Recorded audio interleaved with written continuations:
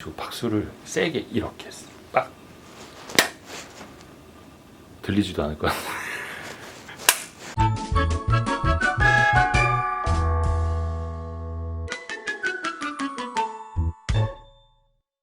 이차 전지를 알기 위해서 뭐부터 알면 좋을까요? 아무래도 2차 전지의 가장 기본은 4대 소재부터 이해하고 가시는 게 좋을 4대 것 같은데요. 소재부터? 네. 네.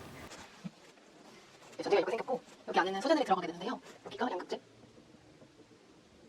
음극재, 여기가 전해,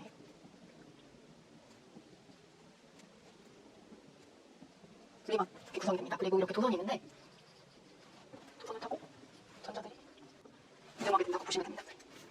양극재 같은 경우에는 전체 배터리 소재에서 36%를 차지하는 중요한 소재인데요. 양극재는 배터리의 용량과 사용 시간을 결정하게 됩니다.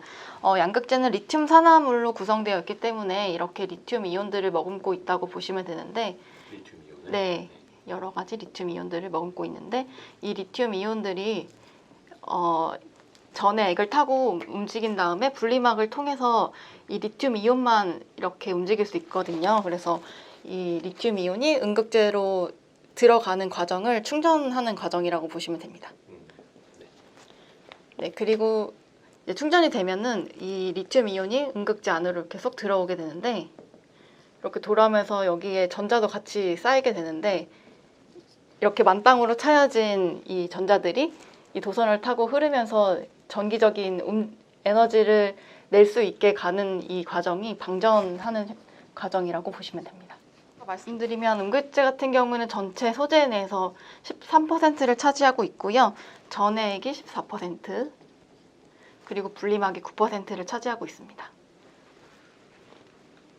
음극재 같은 경우에는 배터리 수명에 가장 큰 영향을 미친다라고 보시면 되고, 전해액은 아무래도 이 중간에 있는 리튬 이온을 움직일 수 있는 매개체가 될 수 있고요.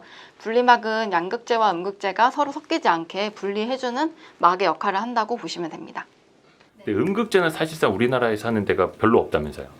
네, 음극재는 국내에서 생산하고 있는 업체는 포스코 케미칼이 유일합니다. 그리고 보통 대부분의 국내 배터리 업체에서는 미쓰비시나 BTR 같은 업체에서 많이 수입을 하고 있다고 보시면 돼요. 일본 업체들. 네, 국내에서는 포스코 케미칼만 유일하게 천연 흑연 음극재를 생산하고 있습니다. 거의 음극재는 흑연이 대부분이라고 보면 되나요? 네, 기초 원료를 흑연으로 사용하고 있다고 보시면 됩니다. 근데 그것도 이제 포스코 케미칼이 시작하는 단계라고 보면 되죠. 네, 예전부터 이 사업을 추진하기 위해서 오랫동안 연구개발을 일본 업체와 같이 조인트 벤처를 통해서 연구개발을 한 걸로 알고 있고요. 아무래도 양극재에 비해서 음극재는 기술 트렌드가 조금 더 천천히 일어나기 때문에 시작하는 단계는 아니고 이전에 했던 게 지금 채택돼서 시장의 성장을 만났다고 보시는 편이 더 맞지 않나 싶습니다. 왜냐면 저는 그 포스코 케미칼이 그 철강 관련된 소재는 많이 했지만 네. 2차 전지 관련 소재의 매출 비중은 아직은 되게 미미하다고 알고 있어서. 이제 많이 커져가지고 거의 약 50%에 육박하는 2차 전지 소재 비중으로 늘어나고 있습니다. 포스코 케미칼 전체 매출 비중 중에? 네. 사실 우리나라 지금 뭐 투자자들에게 제일 중요한 게 양극재 업체들이잖아요. 네. 많죠. 양극재도 종류가. 네, 양극재 업체를 조금 정리해드리면 국내에서 4개 업체들이 대표적으로 양극재 사업을 영위하고 있다고 보시면 됩니다. 가장 크게 대기업으로는 포스코케미칼이 양극재 사업을 같이 영위하고 있고요. 뒤를 이어서 에코프로빔, 그리고 LF, 코스모신 소재. 네, 시총순으로 말씀을 드리겠습니다. 그 업체들에 대해서는 조금 있다가 앉아서 하나하나 이야기하면 될 테고, 이제 저들이 만들고 있는 양극재 또 종류가 좀 많잖아요. 소재의 종류. 그다음에 그걸 이제 믹싱하는 방식에 따라서도 차이가 좀 되게 큰데 그거를 좀 설명해 주실까요? 네, 말씀드리겠습니다. 지우고. 지우고. 네. 양극재 소재 분류는 크게 최근에 많이 쓰이는 소재별로 말씀을 드리겠습니다. 최근에는 크게 NCM과 NCA, 그리고 중국 업체에서 많이 사용하고 있는 LFP가 있고요. 여기서 조금 더 이제 기술 발전이 이루어져서 NCMA 혹은 NCMX로 기술이 많이 바뀌어가고 있다고 보시면 됩니다. 네, 이렇게 소재가 3개 들어간 것들을 3원계 소재라고들 얘기를 하고 있는 상황이고요. NCM과 NCA 같은 경우에는 국내 업체에서 이제 사용량이 좀 큰 소재라고 보시면 되고, LFP 같은 경우에는 중국에서 많이 사용하고 있다고 보시면 됩니다. 네, 그리고 NCM 같은 경우에는 니켈, 코발트, 망간으로 구성되어 있고요. NCA는 니켈, 코발트, 알루미늄.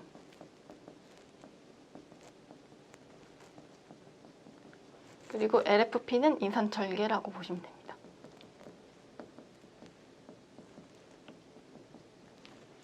예, 각각 소재의 역할은 뭐가 되는 거예요? 네, 니켈 같은 경우에는 고용량을 담당하고 있고요. 코발트, 망간은 안전성, 그리고 알루미늄은 안정성과 출력을 담당하고 있습니다. 주로 NCM 같은 경우에는 LG화학이라든지 SK이노베이션에서 많이 쓰고 있고, NCA는 주로 SDI에서 좀 많이 좋아하는 소재로 보여지고 있습니다. 무슨 차이가 있는 거예요? NCM하고 NCA는? 그냥 어떤 뭐 그냥 선택의 문제? NCA가 조금 더 고출력에 유용하다고 알고 있고요. 뭐 전동공구나 이럴 때 초반에 전동공구로 돌리면은 한 번에 출력이 초반에 많이 가해지는데, 그런데 NCA가 유리한 장점을 가지고 있다고 알고 있습니다. 그러면은 또 최근에 트렌드는 3원계에서 4원계, 그 다원계라고 하나요? 4원계라고 하나요? 네, 최근에는 이제 말씀드렸던 3원계에서 4원계로 트렌드가 조금 바뀌고 있다고 보여지고 있습니다.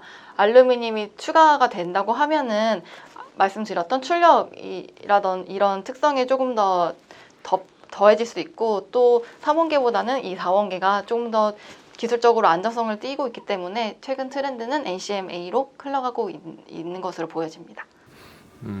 그러면은 NCMA는 니켈, 코발트, 망간, 알루미늄 다 들어가는. 네, 출력과 안정성 둘 다 두 마리 토끼를 잡겠다는 의지로 보여지고 있습니다. 그러면 NCMA는 지금 그 우리나라 업체들이 배터리 그 셀 제조 3사가 다 같이 하고 있다고 보면 되나요? 아니면 좀 차이가 있나요? 일단 가장 선제적으로 채용을 하고 있는 거는 LG화학으로 보여지고 있고요. 최근에 LNF의 수주를 통해서 그러한 것들을 이제 파악해 볼 수 있고, 또 포스코케미칼도 NCMA를 준비하면서 향후에 GM 얼티움 배터리에 들어가겠다는 그런 뉴스들이 나오고 있기 때문에, 최근에 NCMA 같은 경우에는 LG화학에서 가장 선제적으로 NCMA를 채용하고 있는 것으로 파악이 되고 있습니다. 그러면 앞으로는 거의 NCMA가 대세가 되겠다고 봐도 과언이 아닌가요? 일단 당분간은 그렇게 될 것 같은데, 워낙 트렌드가 빨리 변화하고 있어서 중장기적으로는 살펴봐야겠지만 단기적으로는 NCMA가 좀 가장 선두적인 레시피가 될 것으로 예상하고 있습니다. 이거 LFP 중국 얘기 좀 할까요? 예. 그게 지난번에 테슬라 그 배터리 데이 때, 네, 맞아요. 그 배터리 데이 앞두고 네. 과연 걔들이 LFP 방식을 더 쓰겠다라고 발표하면 어쩌지 막 이런 되게 걱정이 많았잖아요. 근데 결국에는 이제 NCMA 한다는 거고, 근데 이제 중국에서 하는 건 또 LFP를 쓴다는 거고. 네. 이게 무슨 차이예요? 한때 국내 배터리 업체들이 중국 진출을 굉장히 많이 했었어요. 그래서 LG화학이라든지 삼성 SDI 같은 경우에는 중국 전기차 시장이 워낙 크기 때문에 그 시장을 잡으려고 진출을 했는데, 결국 안 된 거는 정치적인 이유 때문에 안 됐습니다. 자국 배터리를 탑재한 EV에 있어서만 보조금을 주는 등의 그런 이런 얘기 해도 돼요, 근데? 해도 되죠? 정치적인 논리로 인해서 이제 국내 배터리들의 채용이 안 됐던 경험들이 있는데, 테슬라 같은 경우에도 어쨌든 전기차를 만들고 궁극적으로 나아가야 할 방향은 자율주행으로 알고 있잖아요. 그래서 자율주행 데이터를 모집하려면 그 광활한 대륙에 중국의 자율주행 데이터를 모집을 해야 하는데, 그렇기 위해서는 아무래도 중국산 배터리, 그리고 중국에서 가장 많이 채용하고 있는 소재에 대해서 계속적으로 신경을 써야 할 수밖에 없는 상황입니다. 하지만 국내 업체에 배터리 성능은 LFP보다 훨씬 좋은 것은 사실이거든요. 그래서 LFP 같은 경우에는 안정적이긴 합니다만 그 부피와 무게가 크고 에너지 밀도와 출력이 굉장히 낮다는 그런 단점이 있습니다. 그래서 이거보다 조금 더 진보된 레시피가 NCM과 NCA 그리고 최근에 NCMA 이런 식으로 가고 있는데 LFP를 쓰는 거는 출력이 더 좋고 효율이 좋다고 보기에는 조금 안 맞는 구석이 있기 때문에 정치적인 논리가 좀 더 크게 작용하는 걸로 판단하고 있습니다. 뭐 물론 이제 그 회사는 뭐 부인할 수도 있는 거고. 네. 근데 그 LFP 같은 경우는 그러면 중국 업체들이 NCM이나 NCMA를 못해서 LFP를 쓰고 있다 이렇게 봐도 돼요? 아니면 그 나라에 그냥 그 광물이 많기 때문에 뭐 사실 중국의 니켈 코발트 망간은 또 거기도 많을 거 아니에요? 저는 못한다고 봅니다. 아 그래요? 아직은? 네, 아직은 기술적으로 어, 아직 그 격차가 있기 때문에 LFP가 좀 대세인 것은 기술적인 장벽이 아직도 남아있다라고 판단을 하고 있습니다. 그 나라에 니켈 코발트 망간 알루미늄이 아무리 많아도 네, 이거를 배합해서 출력을 내기까지는 기술적인 난이도도 굉장히 높기 때문에 중국에서는 만들지 못한다고 판단합니다. 언젠가 그 뭐 따라올 수는 있을 거 아니에요 또. 아, 그럼요. 따라올 수 있죠. 그 어떤 분들은 그런 말씀하시더라고요. 사실 이게 레시피 영역이고 소재 업체들이 누구에게나 이제 공급을 할 수 있기 때문에 우리나라에 있는 그 배터리 셀 3사가 아니더라도 소재 업체들은 이제 확장성이 있다. 그 소재 업체들은 또 테슬라라든지 뭐 BMW라든지 배터리 자체 개발을 한다 하면 또 안 좋을 수도 있는 건데 그럼 또 소재 업체들에게는 또 이게 기회가 더 넓어지는 거냐? 어떻게 봐야 하는 걸까요? 네, 결론적으로 말씀드리면 기회가 넓어지는 게 맞고요. 내재화 이슈가 있을 때마다 주가적으로도 배터리 업체의 경우에는 주가가 좀 비탄력적인 반면에 소재 업체에 있어서는 굉장히 탄력적으로 주가가 움직였던 경험들이 있는데 이것이 말씀하셨던 것의 방증이 아닐까 싶습니다. 아무래도 지금 LNF 같은 경우에는 NCMA의 소재를 LG화학을 통해서 테슬라에 납품이 되고 있는데 이 소재에 있어서 테슬라가 배터리를 만드는데 이 소재의 성능이 굉장히 좋고 채용하고 싶다고 한다면 당연히 LNF의 양극 소재를 쓸 수 있는 가능성이 높아지고 있다고 예상하고 있습니다. 그 참 전액도 그러면은 아까 10 몇 %였죠? 뭐 전액. 차지하는 비중. 네, 그 전액도 상당히 뭐 큰 포션을 차지하고 있는데 네, 14%. 그러면 전액도 같이 어차피 이제 배터리 시장이 커질수록 늘어날 거 아니에요? 네. 전액은 하는 데가 어디죠? 네, 전액 같은 경우에는 에너지 밀도나 안정성에 굉장히 영향을 미칠 수 있고 또 전제 성능 결정하는 중요 소재이기 때문에 최근에 관심도가 굉장히 많아지고 있는 소재 중에 하나입니다. 근데 전해액과 전해질염을 조금 혼동하시는 분들이 있어서 자료로 조금 만들어 봤는데요. 그리고 전해액을 구성하는 요소 중에 하나가 전해질 염이라고 하는 소재이고요. 그리고 첨가제, 유기용매로 구성이 되고 있습니다. 그래서 전해액을 만드는 업체는 동학이업과 솔브레인, 엔캠이라는 회사가 있고요. 엔캠은 비상장. 네, 상장 예정이고요. 비상장입니다. 그리고 전해질염을 만드는 업체가 후성, 그리고 첨보 이렇게 있다고 보시면 됩니다. 첨가제도 많죠. 네, 첨가제도 첨보도 만들고요. 캠트로스 이렇게 보시면 될 것 같아요. 리캠은 비상장사. 네. 유기용매라는 건 뭘 말하는 거예요? 이거는 그냥 솔벤트의 일종인데 뭐라고 해야 되지? 용매, 썩는 용매 솔벤트라고 보시면 됩니다. 저기 뭐라 해야 되나? 참기름 같은 거. 밥 비벼 먹을 때 참기름 같은 거. 이게 중요하지 않은 거네요. 그 참 전해액이 하는 역할부터 조금 이야기해 주실래요? 전해액은 아까 그 4대 소재에서 말씀드렸던 양극과 음극이 있고 여기 사이에 있었던 그 액체이거든요. 이 액체를 통해서 리튬이 왔다 갔다 할 수 있는 그런 윤활유의 역할을 해준다고 기본적으로 보시는 게 가장 이해가 쉽고요. 그러니까 리튬 이온이 통할 수 있도록 해주는 네. 중간 물질. 네네. 그 밖에도 뭐 수명이나 안정성 같은 역할도 해줍니다. 사실 전고체 배터리 나오면은 전액 소재는 다 끝나는 거죠. 네. 아무래도 그렇게 물어보시는 분들이 많아요. 근데 전고체 기술에서는 전 해질이 액이 많이 바뀐 걸로 보시면 되긴 하는데, 이게 이제 고체로 바뀌다 보니까 기존에 있었던 액체에 있는 업체들이 다 없어지는 게 아니냐라고들 많이 물어보시는데, 일단은 이 지금 전해 액을 만드는 업체에 있어서 전고체 기술 개발을 같이 진행하고 있습니다. 그래서 이게 아예 없다가 새로 확 만들 수 있는 게 아니기 때문에 지금 뭐 국제과제라든지 이런 것들을 개발하고 있는 업체가 향후 트렌드도 이끌어갈 수 있을 걸로 파악이 되고 있고, 그래서 결론적으로 말씀드리면 지금 전에 액을 만드는 업체에 있어서 그런 전고체 기술에 대해서 연구 개발을 하고 있는 업체가 향후에도 벤더로서 역할을 충분히 할 수 있지 않을까, 이렇게 판단을 하고 있습니다. 그러면 전의 액이 고체 전의 질이 네, 되는 거고. 네.